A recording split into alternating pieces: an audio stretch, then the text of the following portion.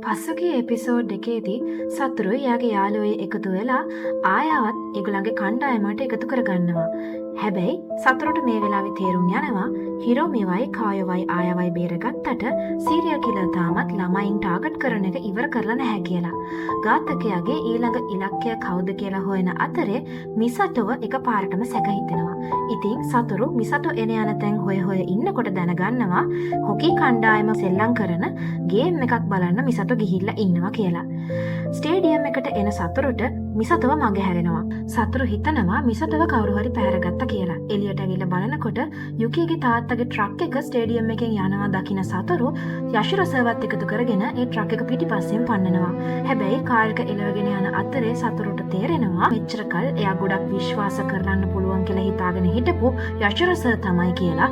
ඇත්තටම මිනි මරුවා. හැබැයි ඒ වෙනකොට හැමදේම පරක්කු වැඩි. මොකද යෂිරෝ සතුරුව කාර් එක ඇතුලේ හිර කරලා ඒ කාර් එක වැවකට තල්ලු කරනවා. ඉතින් සතුරුට පුළුවන් වෙරිද එයාගේ ජීවිතේ බේරගන්න? අපි ඒ ගැන බලමු ඉරෙස්ට් කතාවේ 11 වෙනි එපිසෝඩ් එකේ.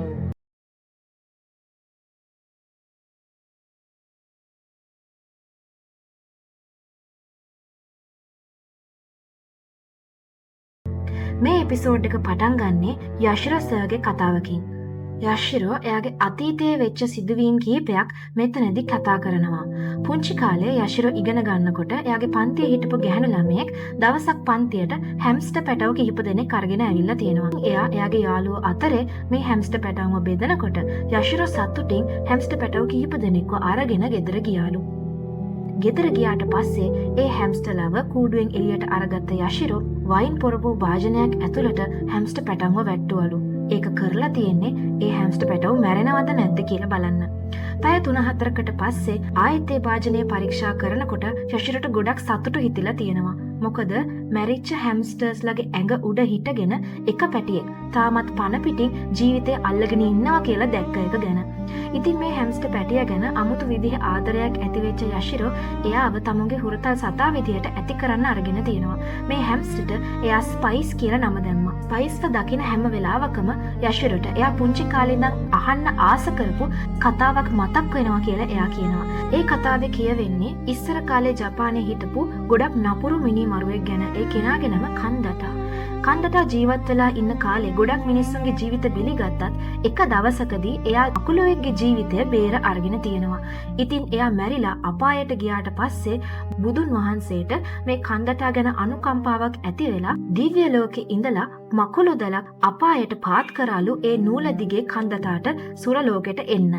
ඉතින් කන්දටා මේ නූල දිගේ නගින්න පටන් ගත්තත් අපායේ හිටපු අනික් මිනිස්සුත් මේ නූල දිගේ කන්දටාගේ පිටිපස්සෙන් එන්න පටන් ගත්තා. ඉතින් තනියම සුරලෝකයට යනවයි කියලා හිතාගත්ත කන්දටා එයාගේ නූලේ නැගලා හිටපු අනික් අයව ගසන්න ගිහිල්ලා නූල කැඩිලා ආයමත් අපායට වැටුණා කියන එකයි මේ කතාවේ හරය.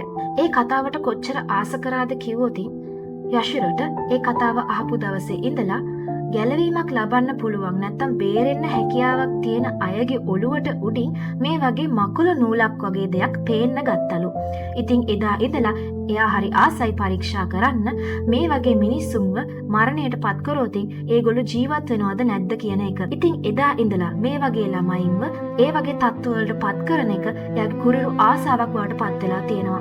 හරියට අර ස්පයිස් කියන හැම්ස්ටර් එයාගේ ජීවිතේ බේරගත්තා වගේ කායෝ ඒ වගේම සතුරුගේ ඔළුව උඩිනුත් මේ මකුණු දල ඇවිල්ලා තියෙනවා කියලයි යෂිරෝ කියන්නේ. ඉතින් එයාගේ ලොකුම ආසාව සතුරු එයාගේ මරණය කොයි විදියටද ආයි පරද්දන්නේ කියලා බලන එක. මේ කතාවේ විස්තරයෙන් පස්සේ අපිව ගෙනියනවා සචිකෝගේ ජීවිතයට. මේ 2003 වර්ෂය. ඒ කියන්නේ තුරු ගඟට වැටුණායින් පස්සේ අද වෙනකොට අවුරුදු 15ක් ගත වෙලා තියෙනවා. සචිකෝ වෙනද වගේම පාන්දරින් ඇහැරලා කෑම උයනවා, රස්සාවට යනවා, ඒ වගේම රස්සාව කරලා ආයෙත් තනියම ගෙදර එනවා. හැමදාම එකම විදිහට සචිකෝ මේ ජීවිතය ගත කරනවා. හැබැයි අද දවසේ රෑ එයා කෑම උය ඉන්නකොට එයා සතුරුගේ කාමරයට ඇවිල්ලා හෙමින් බලනවා.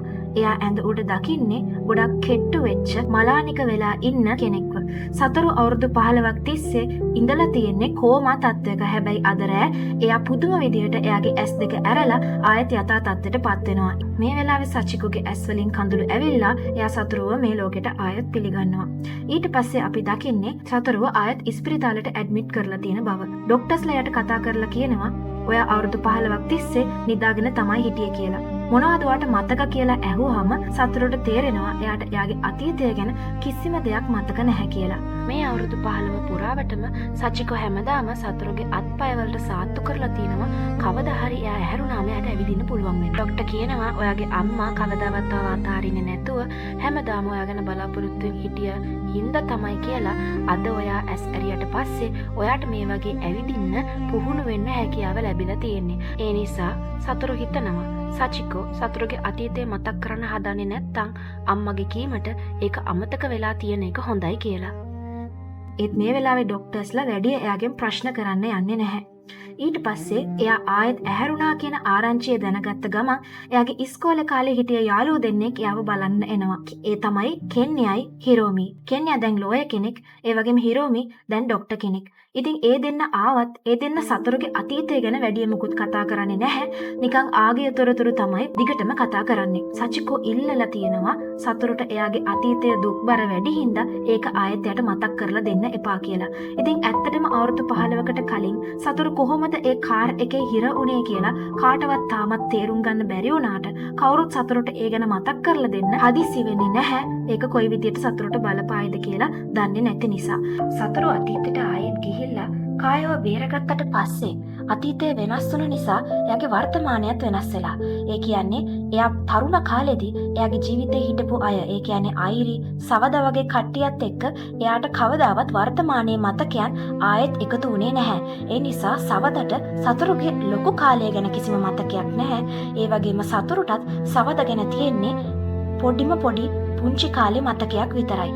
ඉතින් සතුරුට ડોක්ටර් කියනවා ඔයාට ආයෙත් ඇවිදින්න ඕනේ නම් පුහුණු වෙන්න පටන් ගන්න කියලා. ඉතින් එදා ඉඳලා සතුරු ආයෙත් ඇවිදින්න හිතාගෙන ડોක්ටර්ස්ලත් එක්ක පුහුණු වෙනවා.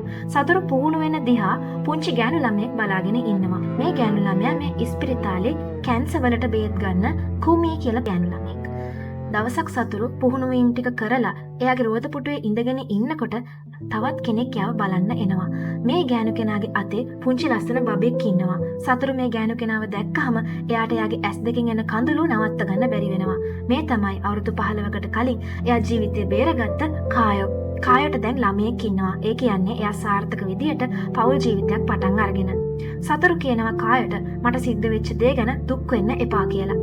කායෝ කියනවා එයා ඇත්තටම විවාහ වෙලා ඉන්නේ හිරෝමිත් එක්ක කියලා. කායෝ සතුරුට කතා කර ඉන්න ගමන් කායෝගේ බබා අඬන්න ගන්නවා. ඉතින් බබාව නලවන්න කියලා හිතාගෙන සතුරු එයාගේ අතින් බබාගේ අත අල්ල ගන්නවා. හැබැයි ළමයාගේ අත සතුරුගේ අතේ ගෑවුන වෙලාවේදී කායෝ දකිනවා එකපාරටම සතුරුගේ මුහුණුවර වෙනස් වුණා කියලා. ඒත් කායෝට සතුරු මේ වෙලාවේ මුකුත් කියන්නේ නැහැ. කායෝ සතුරුගෙන් සමු අරගෙන එතනින් යන්න යනවා. කායෝ සතුරුගෙන් සමු අරගෙන ගියාට පස්සේ සතුරු එයාගේ කාමරයට ඇවිල්ලා එයාගේ චිත්‍ර පොත අරගෙන කායෝගේ චිත්‍රයක් අඳිනවා. මේ වෙලාවේ සචිකෝ කාමරයට ඇවිල්ලා අහනවා ඔයා මොකද කරන්නේ කියලා. මේ ගැන කිසි දෙයක් කතා කරන්න පුළුවන් වෙන්න කලින් සතුරුගේ ජනේලෙන් එළියේ මැගසින් ලියන කට්ටිය පිටුර ගන්න උත්සාහ කරනවා. ඉතින් සචිකෝ හයියෙන් මේ ජනේලේ රෙද්ද වහලා දානවා. මොකද සතුරු අවුරුදු 15ක කෝමා එකකින් ආයෙත් යථා තත්ත්වයට පත් වුණා කියලා දැනගත්තාම එයාගේ කතාව ජපානය පුරා ප්‍රසිද්ධ වෙලා නිසා. ඉතින් අම්මා කියනවා හැම වෙලේම අපිට මේ වගේ පුවත්පත්කාරයන්ගෙන් පොඩි කරදරයක් තියෙයි කියලා. සචික දකිනවා සතුරුගේ මුහුණුවර වෙනස් වෙලා කියලා. කලින් ප්‍රහෙලිකාවක ඉන්නවා වගේ හිටිය සතුරු දැන් මොකක් හරි අදිෂ්ඨානකින් ඉන්නවා වගේ. එදා හවස ડોක්ටර් සතුරුව චෙක් කරන්න ආපු වෙලාවේ ડોක්ටර්ගෙන් ඉල්ලනවා මට ලැබෙන පුහුණුව දෙගුණ කරන්න කියලා. සතුරුව බලලා එළියට එන ડોක්ටර්ට ඉස්පිරිතාලේ ඩිරෙක්ටර්ගෙන් කෝල් එකක් එනවා. ඩිරෙක්ටර් කෝල් එකෙන් මොකක්ද ඉල්ලන්නේ කියලා දන්නේ නැති වුණාට අපිට පෙන්වනවා ડોක්ටර් මේ ඩිරෙක්ටර්ගේ ඉල්ලීමට තදින්ම විරුද්ධ වෙනවා. සතුරු ලේසියට ඇවිදින එක නවත්තන්නේ නැතුව කොහොම හරි අර පුහුණු වෙන බාර් එකේ කොනටම යනවා. සතුරු මේ විදියට උත්සාහ කරලා පුහුණු වෙන එක දිහා කුමී දුරක ඉඳන් බලාගෙන ඉන්නවා. ඊළඟ දවසේ සතුරු රෝද පුටුවේ ඉස්පිරිතාලේ වත්තේ ඉන්නකොට කුමී බිම ඉඳගෙන ඉන්නවා දැකලා එයාට කතා කරන්න යනවා. කුමී කියනවා මගේ සර්ජරි එක තියෙන්නේ තව දවස් කීපකින් මම ඒකට ගොඩක් බය වෙලා ඉන්නේ කියලා. සතුරු කියනවා මමත් ගොඩක් බය වෙලා ඉන්නේ හැබැයි මම උත්සාහ කරේ ඔයාටත් පේන්න ඒකෙන් ඔයාටත් ධෛර්යයක් එන්න කියලා. ඉතින් මේ වගේ මේ දෙන කතා කරලා යාළුවෝ දෙන්නෙක් බවට පත් වෙනවා. මේ වෙලාවේදී පඳුරු අස්සෙන් පුවත්පත් වාර්තාකාරයෝ දෙන්නෙක් සතුරුගේ ෆොටෝ එකක් ගන්න උත්සාහ කරන ගමන් ඉන්නේ. මොකද ඒගොල්ලන්ට ඕනේ සතුරුගේ නම දාලා මොකක් හරි කතාවක් පත්තරයට දාන්න. හැබැයි මේ වෙලාවේ මේ දෙන්නට මේක කරගන්න ලැබෙන්නේ නැහැ. මොකද හොස්පිටල් එකේ ඩිරෙක්ටර් මෙතනට ඇවිල්ලා ඒගොල්ලන්ගේ ෆිල්ම් රෝල අරගෙන කඩලා දානවා. ඩිරෙක්ටර් සතුරුවයි කුමීවයි හම්බෙන්න එනවා. බැලු බැල්මට පුංචි ගෑනු ළමයා දැනටමත් ඩිරෙක්ටර්ව හොඳට අඳුරනවා වගේ. ඩිරෙක්ටර් සතුරුට කතා කරලා කියනවා ඔයා මාව අඳුරගත්තේ නැද්ද කියලා. ඒ වෙලාවේ ඩිරෙක්ටර් යාගේ කණ්ණාඩි දෙක ගලවලා කියනවා මං අවුරුදු 15ක් හිටියා කියලා ඔයාට සිහිය එනකම්. මගේ නම ගකු යශිරෝ කියලයි මේ ඩිරෙක්ටර් කියන්නේ. ඒ කියන්නේ අර සීරියල් කිලර් තමයි දැන් මේ හොස්පිටල් එකේ ඩිරෙක්ටර් බවට පත් වෙලා ඉන්නේ. ඒ යශිරෝ නිතරම සතුරුව බලන්න එනවා. හැබැයි එයා කියනවා සතුරුට දැන් මම ටීචර් කෙනෙක් නෙවෙයි මං ඇත්තටම දැන් දේශපාලනය කරන දේශපාලඥයෙක් කියලා. එයා ඇත්තටම දේශපාලනය කරන පවුලක ගැහැණු කෙනෙක්ව කසාද බැඳලා ඊට පස්සේ ඒ පවුලේ තියෙන දේපල ඒ වගේම ඒගොල්ලන්ගේ බිස්නස් දේශපාලනික කටයුතු හැම එකකටම එකතු වෙලා දැන් දේශපාලනය කරන කවුන්සිල් මෙම්බර් කෙනෙක් විදියට තමයි කටයුතු කරන්නේ. ඉතින් මේ වෙලාවේ එයාට ගොඩක් සල්ලි ඒ වගේම බලය තියෙනවා. දැන් යශිරෝ යාගේ නම වෙනස් කරලා මිස්ටර් නිසිෂිනෝ කියන නමින් තමයි යන්නේ. එයා උත්සාහ කරන්නේ කොහොම හරි සතුරුට මොනවා හරි මතකද කියලා පරීක්ෂා කරලා බලන්න.